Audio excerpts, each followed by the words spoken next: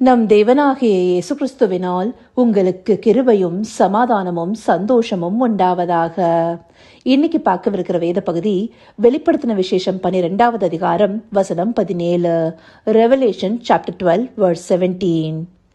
அப்பொழுது வலுசர்ப்பமானது ஸ்திரீயின் மேல் கோபம் கொண்டு தேவனுடைய கற்பனைகளை கைக்கொள்கிறவர்களும் இயேசு கிறிஸ்துவை குறித்து சாட்சியை உடையவர்களுமாகிய அவளுடைய சந்ததியான மற்றவர்களுடனே யுத்தம் பண்ண போயிற்று. இந்த வசனமானது சில ஓமைகளை உள்ளடக்கிறதா இருக்கு. இந்த அதிகாரம் முழுவதுமே ஓமைகளாக சில விஷயங்களே சொல்லப்பட்டிருக்கு.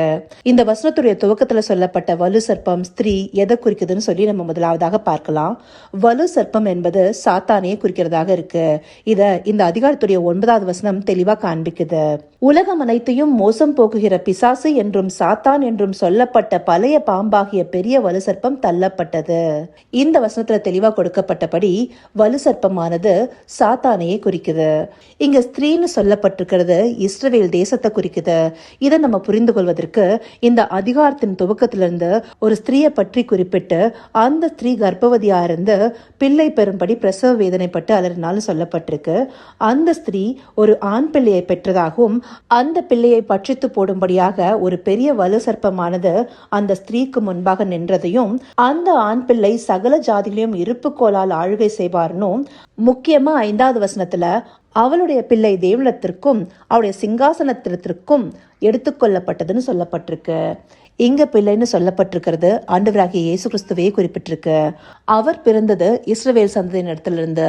இந்த இஸ்ரவேல் சந்ததியானது தேவனால் பிரித்தெடுக்கப்பட்ட ஜனமா இருக்கு. இப்படி தேவனுக்காக பிரித்தெடுக்கப்பட்ட ஜனமான இஸ்ரவேல் தனிப்பட்ட ஒரு தேசமாக இருக்கு.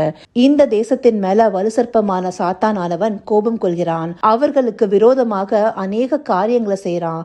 அப்படி செய்யும் போதும் தேவனுடைய கரம் கூடவே இருந்து அவங்களை பாதுகாக்குது. இப்படியாக அவங்க பாதுகாக்கப்பட்டு பராமரிக்கப்படுவத சாத்தானானவன் இன்னும் வெறுக்கிறான். அதனாலேயே அவன் கோபம் கொண்டவனா இருக்கான். அவங்கள ஒன்னும் பண்ண முடியாம பிசாசானவனுடைய நோக்கம் அடுத்து யார் பக்கம் திரும்புதுன்னா, தேவனுடைய கற்பனைகளை கைக்கொள்கிறவர்களும் இயேசு கிறிஸ்துவை குறித்து சாட்சியை உடையவர்களுமாகிய அவருடைய சந்ததியான மற்றவர்களுடனே. இங்க சொல்லப்பட்ட அவருடைய சந்ததியான மற்றவர்கள் யாரை குறிப்பிடுதுன்னா, இயேசு கிறிஸ்துவை அவருடைய சொந்த ஜனங்கள் ஏற்றுக்கொள்ளாத போது புறஜாதி நடத்திற்கு ரட்சிப்பு வருது இல்லையா, அப்படி ரட்சிக்கப்பட்ட புறஜாதியரையே முக்கியமாக இங்க குறிப்பிடுது. அதனால்தான் தேவனுடைய கற்பனைகளை கைக்கொள்கிறவர்களும் இயேசு கிறிஸ்துவை குறித்து சாட்சியுடையவர்கள்னு தெளிவா குறிப்பிட்டிருக்காங்க. பழைய ஏற்பாடு புஸ்தகத்துல ஏசாயா 65வது அதிகாரம் 1 வசனம் என்ன சொல்லுது? என்னை குறித்து விசாரித்து கேளாதிருந்தவர்களாலே தேடப்பட்டேன், என்னை தேடாதிருந்தவர்களாலே கண்டறியப்பட்டேன், என்னுடைய நாமம் விளங்காதிருந்த ஜாதியை நோக்கி இதோ இங்கே இருக்கிறேன் என்றேன். இது முக்கியமா புறஜாதியரை பத்தி சொல்லப்பட்ட வார்த்தைகளா இருக்கு.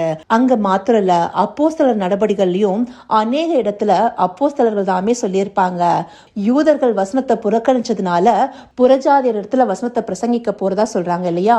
அப்படி இவங்க எல்லாருமே அந்த ஸ்திரீயுடைய மற்ற சந்ததிகளாக காணப்படுறாங்க. ஏன்னா விசுவாசத்தின் மூலமாக அவங்களும் தேவனுக்குள்ளாக சேர்க்கப்படுறாங்க இல்லையா. அப்படி தேவனுடைய சொந்த ஜனமாக பிரித்தெடுக்கப்படுகிற ஒவ்வொரு ரட்சிக்கப்பட்ட விசுவாச பிள்ளைகள் மேல சாத்தானுடைய கண்ணோக்கம் இருக்குங்கிறத இந்த வார்த்தைகள் நமக்கு தெளிவா காண்பிக்குது.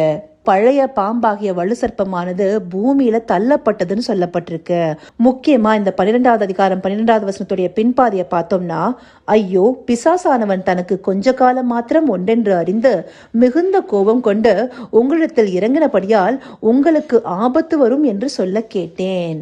அப்போ பிசாசானவன் தனக்கு கொடுக்கப்பட்ட அந்த கொஞ்ச காலத்துல எத்தனை ஆத்துமாக்களை வஞ்சித்து அவங்கள தேவனுக்கு எதிராக திருப்பி அவர்களுடைய ஆத்துமாவை அழிவுக்கு ஏதுவாக நடத்த முடியுமோ அந்த எல்லா காரியத்தையும் செய்து கொண்டிருப்பாங்கிறத இந்த வார்த்தைகள் தெளிவாக காண்பிக்குது. முக்கியமா இப்ப கடைசி நிமிடங்கள்ல நாம நிக்கிறோம். இந்த கடைசி நேரங்கள்ல பிசாசானவன் இன்னும் எவனை விழுங்கலாமோன்னு சொல்லி வகை தேடி சுற்றி திரிந்து கொண்டிருக்கிறான். எத்தனை பேரை சோதனைக்குட்படுத்தி அவங்கள விழ பண்ண முடியும்னு பார்த்துட்டு இருக்கான். இப்படி இருக்கிற நாட்கள்ல தான் ஆண்டவர் நம்மை சோதனைக்குட்படாமல் தீமை நின்று ரட்சித்து காத்து கொள்ளப்பட அவரை நோக்கி ஜெபம் செய்ய ஆயத்தமாக சொல்றாரு. நம்மை இந்த தீங்கு நாள்ல இருந்தெல்லாம் காத்துக்கொள்ள தேவ சமூகத்துல நாம காணப்படணுங்கிறத தேவன் திரும்ப திரும்ப வார்த்தைகள் மூலமா நமக்கு வெளிப்படுத்துறாரு. வலு சர்ப்பமான பிசாசானவன் நமக்கு அநேக சோதனைகளை கொடுக்கும்படியாக பல காரியங்களை செய்வான். அப்படியான காரியங்கள்ல இருந்து நாம தப்பித்து கொள்ளணும். நாம தேவனுடைய கூடார மறைவுக்குள்ளார ஒழித்து வைக்கப்படணும். அதற்காக தேவனை நோக்கி பார்ப்பவர்களாக இருக்கணும். நமக்கு கொடுக்கப்பட்ட துணையாளராகிய பரிசுத்த ஆவியானவருடைய துணை தேடுகிறவர்களாக இருக்கணும். அவருடைய வார்த்தைகள் மூலமாக ஜெயம் எடுக்கிறவர்களாக இருக்கணும். ஏன்னா அவருடைய வார்த்தையை கொண்டே நாம ஜெயம் எடுக்க முடியும். இந்த அதிகாரத்துடைய 11வது வசனத்துல பார்த்தோம்னா, மரணம் நேடுகிறதா இருந்தாலும் அதற்கு தப்பும்படி தங்கள் ஜீவனையும் பாராமல் ஆட்டுக்குட்டியின் ரத்தத்தினாலும் தங்கள் சாட்சியின் வசனத்தினாலும் அவனை ஜெயித்தார்கள்னு சொல்லப்பட்டிருக்கு. அப்போ வசனத்தை கொண்டு ஜெயித்திருக்கிறாங்க. இந்த வசனமானது நம்முடைய விசுவாசத்தை வர்த்திக்க பண்ணும். அந்த விசுவாசமே இந்த உலகத்துல நமக்கு ஜெயம் எடுக்கவும் உதவும்.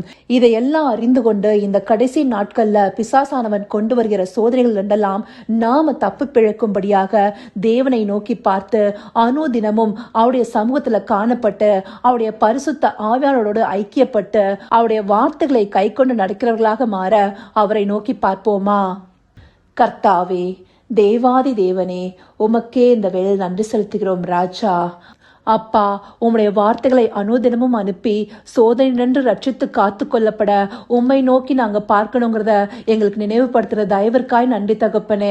பழைய பாம்பாகிய வலு சர்ப்பமான பிசாசானவன் எவனை விழுங்கலாமோன்னு சொல்லி வகை தேடி சுற்றி திரியும் போது நாங்க அவனுடைய கண்ணிகளுக்கு அகப்படாமல் உம்முடைய கூடார மறைவில் ஒழித்து வைக்கப்பட உம்மை நோக்கி பார்க்கிறோம் ராஜா.